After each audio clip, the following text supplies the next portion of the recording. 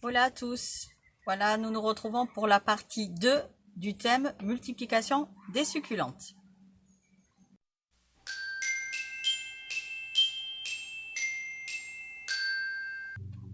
Alors, à ma connaissance, il y a 6 façons de multiplier les succulentes.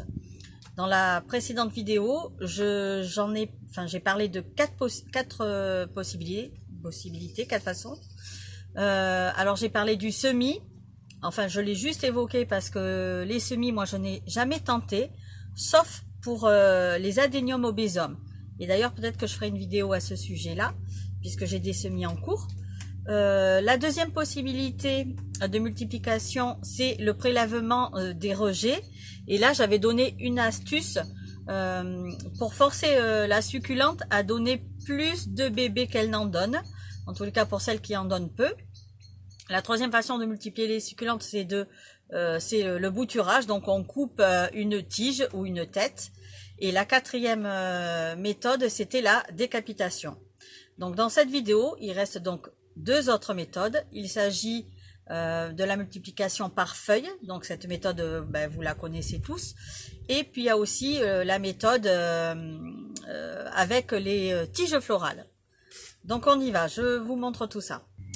Alors, avant d'aller avec vous prélever quelques feuilles dans mes succulentes, le conseil que je donnerai pour mettre toutes nos chances de notre côté, c'est de choisir des feuilles saines dans une succulente qui est en forme. C'est-à-dire que si vous avez une succulente que vous voulez multiplier, mais en ce moment, elle est un petit peu tristounette parce qu'elle est déshydratée, voilà, ça fait un moment que vous l'avez pas arrosée. Alors je vous conseille de l'arroser, d'attendre quelques jours avant de faire le prélèvement par feuille.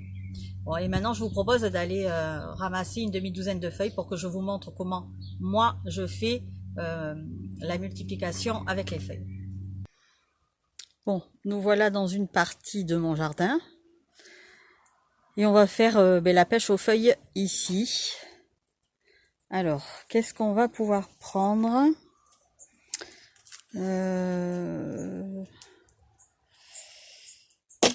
Hop, j'ai fait tomber ma soucoupe. Alors, on va prendre cela peut-être.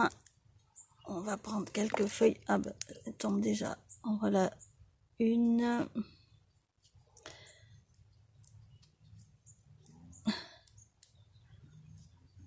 En voilà 2. Puis on va passer à autre chose. Là, c'est le petit coin où vous me voyez filmer les vidéos avec mon abri pour l'hiver système D. Il me tarde de trouver une solution plus jolie à regarder. Alors, qu'est-ce qu'on va pouvoir prendre? On va prendre le petit grassouillet là. Allez, on va essayer. Hop. Hop, d'un côté, de l'autre, et hop. Le petit grassouillet, c'est bon. Qu'est-ce qu'on pourrait prendre d'autre? Oups.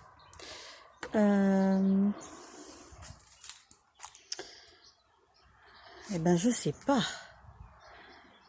Il y en a beaucoup. Qu'est-ce qu'on va pouvoir prendre? Celui-là, avec une main, c'est facile. Alors, j'y vais. Hop. Hop. Peut-être celui-là.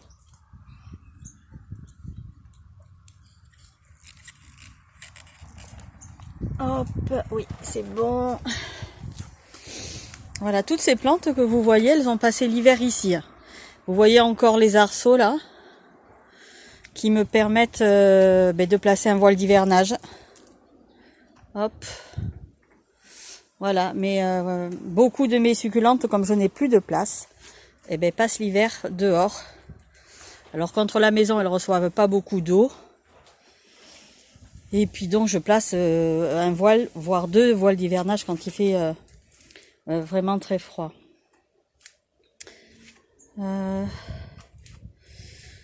Et si on essayait là, c'est des Veria Laetitia. Allez, je prends. Hop. Hop. Allez. Donc voilà. Bon, en fait, c'est juste pour vous montrer, donc je vais m'arrêter là. Allez, c'est parti. Alors, voici nos feuilles que nous avons prélevées. Je ne sais pas si vous avez fait attention, mais j'ai quand même vérifié, quand je l'ai prélevée, que toute la feuille venait, c'est-à-dire qu'il ne faut qu'aucun morceau ne reste accroché à la plante. Hein. Il faut vraiment que le bout ici soit en entier. D'accord? Donc voilà. Ici j'ai préparé, donc j'ai récupéré une barquette, j'ai mis du substrat. Alors moi comment je fais? Donc je mets du substrat dans ma petite barquette, et moi ce que je rajoute, je mets une fine couche de gros sable par-dessus avant de poser mes feuilles. Alors j'ai essayé plein de solutions en fait pour ce qui est des feuilles. J'ai déjà essayé sur du substrat tout simplement, j'ai déjà essayé sur des soucoupes comme ça, j'ai déjà essayé uniquement sur du sable. De toute façon les succulentes, voilà, je pense qu'elles sont pas compliquées, toutes les méthodes marchent, en tout cas pour au démarrage, pour le temps qu'elles fassent le début du bébé ou les premières racines. Donc, après, vous savez, hein, on prend les feuilles, donc ou on les pose comme ceci. Moi, j'ai déjà tenté comme ça, j'ai déjà tenté couché, j'ai déjà tenté sur le côté comme ça. D'ailleurs, j'ai la Graptoveria Debi ici qui est couchée, la Graptoveria Debi. J'ai fait ça mi-février. Et il y a déjà des racines et même des petits bébés. Je vais vous montrer ça d'un peu plus près. Donc, voilà. Là, moi je vais les laisser debout. C'est par gain de place, là, je vais laisser debout. Alors, le conseil normalement, c'est de laisser sécher ici la plaie. Voilà, de laisser sécher au moins 2 jours avant de les positionner. Mais bon, moi je vais y aller comme ça. Je place. Voilà. Qu'est-ce que je fais maintenant? Une fois qu'elles sont placées, mes feuilles, moi je range la barquette dans un endroit très lumineux, mais où elles ne recevront pas du tout de soleil au début. Moi, je ne mouille pas du tout le terreau, parce que pour moi, tant qu'il n'y a pas de racines, tant qu'il n'y a pas de bébé, c'est pas la peine. Voilà, et du moment qu'on la met pas au soleil, donc il n'y a pas de raison que la feuille se déshydrate. Donc on place tout ça dans un endroit très lumineux, mais sans soleil direct. Et moi, avant de commencer à brumiser, j'attends de voir arriver ou les premières racines ou les bébés, parce qu'en fait, il y a des feuilles qui commencent soit par donner des racines, mais soit aussi par faire des bébés. Des fois, on a des bébés, pas encore de racines. Voilà, ça peut arriver. Et puis, donc après, je brumise effectivement légèrement pour aider la feuille à ne pas se déshydrater trop vite. Donc ensuite, en fait, dès que donc il y a des racines et un petit bébé, je commence à brumiser régulièrement. Quand le bébé grossit, alors je commence à l'exposer au soleil, alors tout doucement, hein, dans ma serre d'abord, donc elle va prendre le soleil à travers le plexi de la serre, et puis voilà, j'essaie d'habituer les petites plantes au soleil petit à petit, comme ça, un soleil pas trop chaud d'abord, et puis bon, comme d'habitude, et petit à petit on augmente la durée d'ensoleillement. Et quand voilà, le petit bébé est déjà un peu grand, mais je commence à faire des arrosages plus abondants, on va dire, hein, c'est-à-dire que on va mouiller le substrat. Enfin, moi je mouille, plus il y a de racines développées, plus la quantité d'eau va augmenter. Alors évidemment, les feuilles ne vont pas pousser au même rythme, hein. Il y en a qui vont donner le bébé mais super vite. Il y en a d'autres qui vont mettre des semaines et des mois avant qu'on voit sortir un bébé. Donc voilà, ça dépend du genre et de l'espèce de la plante. Donc je vous montre quelques feuilles qui sont en train de me préparer des bébés. Alors je vous dirai pas les noms parce que, en tout cas pas de tout le temps, parce que je mets pas forcément des étiquettes pour pour me rappeler de qui appartiennent, enfin à qui appartiennent les feuilles. Et c'est un tort parce que du coup après j'ai des bébés, je sais pas qui c'est tant qu'elles sont pas un peu grandes quoi. Celles-ci je sais parce qu'elles sont facilement reconnaissables. Hein. Ici c'est la Pachyphytum compactum. Ici je sais parce que la feuille pareil est reconnaissable. C'est une agavoïde, je pense Roméo. Voilà, celle-ci, la feuille, j'ai dû la mettre en place en octobre. Il y en a déjà des petits bébés. Voilà, ici, avec une seule feuille, j'ai pu avoir, là on en voit deux rosettes. Et il y en a une troisième, je sais pas comment vous la montrer. Voilà. À partir d'une seule feuille, je vais avoir trois succulentes. Voilà, ici j'ai j'en parlais dans la précédente vidéo, des petites feuilles de Graptoveria Lovely Rose. Et ça, pareil, je crois que c'est mi-février que j'ai mis en place.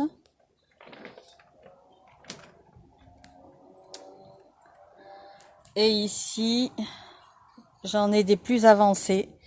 Mais celle-ci, pareil, j'ai dû le faire en septembre dernier peut-être. Je les avais mis de côté, je m'en étais pas vraiment occupée. Puis je trouve qu'elles sont bien jolies. C'est des titoubances. Voilà.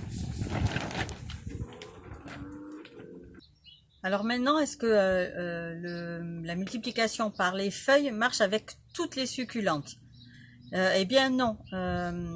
Il existe donc plusieurs méthodes de bouturage et certaines vont mieux à certains genres et espèces que d'autres. Par les feuilles, moi j'ai jamais réussi à multiplier les aéoniums par exemple. Je suis pas sûre que ce soit possible d'ailleurs. Donc pour les aéoniums, la multiplication ce sera bouturage d'une tête ou décapitation.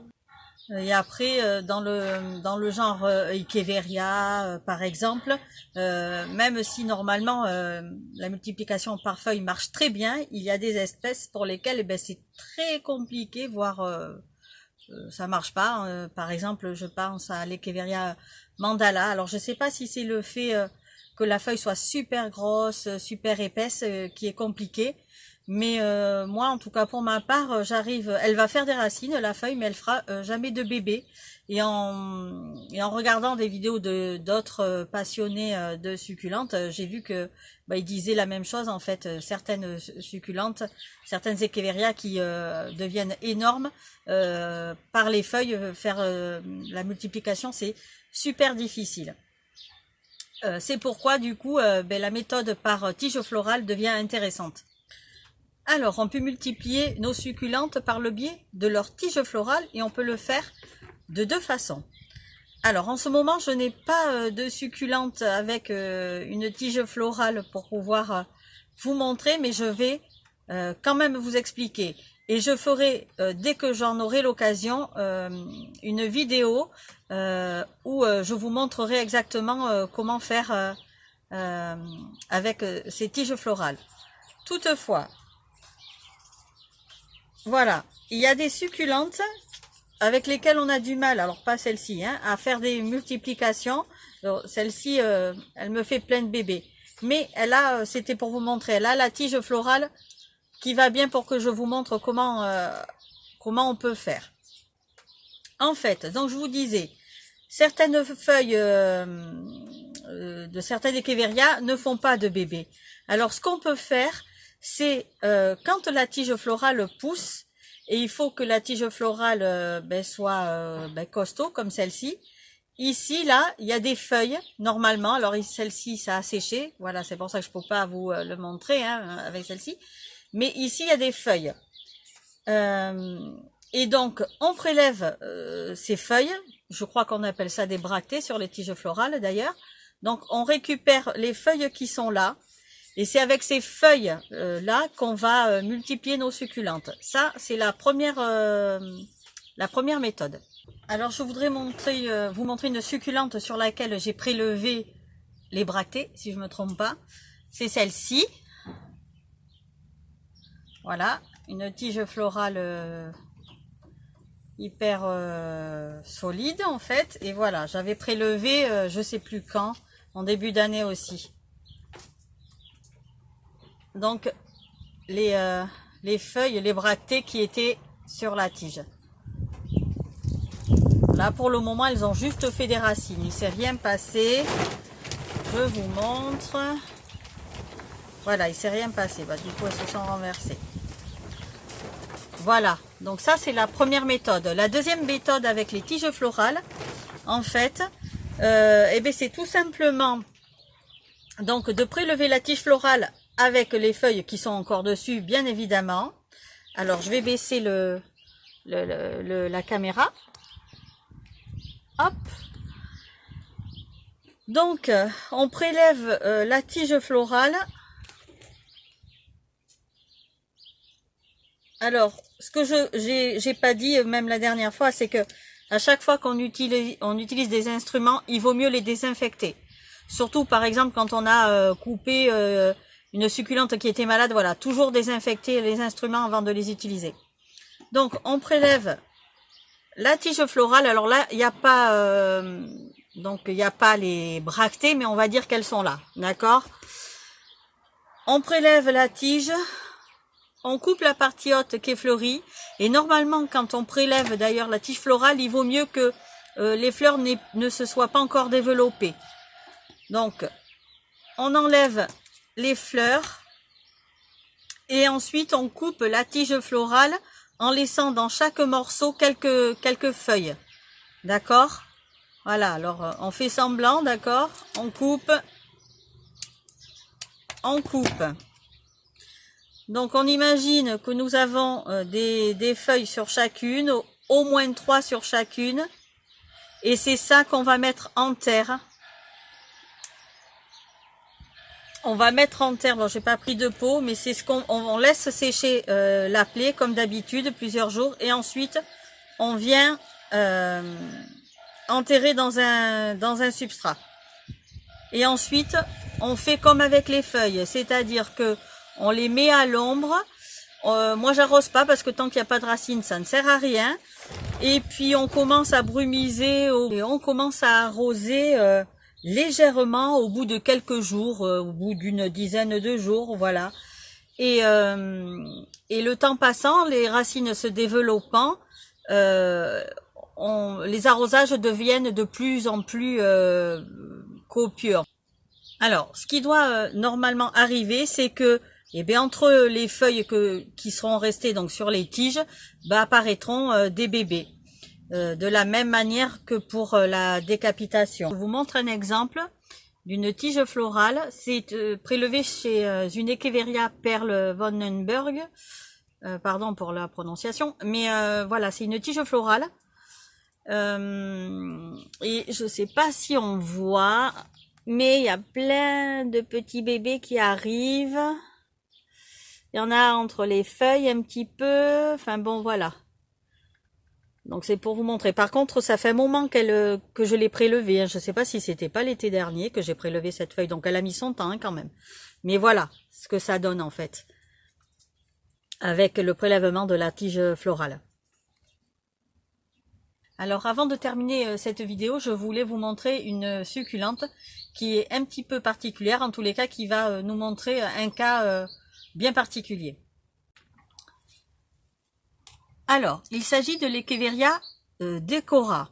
Qu'est-ce qu'elle a de particulier, cette succulente? Eh bien, elle m'a fait une tige florale qui a poussé au cœur de la plante. Et qu'est-ce que ça implique? En fait, quand une succulente émet une tige florale au cœur de la plante, au cœur d'une tête, ça veut dire la fin, la mort de la plante ou de la tête, en fait. Donc, moi, si vous voulez, j'ai laissé la tige florale pousser parce que normalement, quand ça arrive, la plante par elle-même, quand elle sait qu'elle va mourir, en tout cas la tête, elle émet des rejets. Bon, ici, elle en a émis des rejets. Je sais pas, oui, on voit un petit peu. Elle fait des bébés. Elle sait qu'elle va mourir, donc elle fait des bébés. Et donc je vais continuer à avoir cette plante. Cette plante va mourir, mais grâce au rejet, je vais garder des exemplaires de l'Echeveria decora. Par contre, si elle n'avait pas émis des rejets, ce que j'aurais fait pour essayer de provoquer justement ça, c'est effectivement de couper la tige florale. Voilà ce que j'aurais fait. Deuxième particularité de cette plante, c'est que c'est une plante variegata. Ce que j'aurais pu faire aussi donc pour la multiplier, c'est prélever donc les feuilles de cette tige florale. Par contre, ce qu'il faut savoir chez les plantes variegata, c'est que quand on les multiplie donc par feuilles, il va y avoir des bébés qui vont arriver, mais 9 fois sur 10 chez les variegata, c'est la forme non variegata qui va pousser. Et donc voilà pour cette vidéo. Écoutez, j'espère que j'ai été claire, j'espère que vous l'aurez trouvée intéressante, j'espère que je vous aurai appris des petits trucs. Voilà, en tous les cas, je vous dis à très vite dans une prochaine vidéo.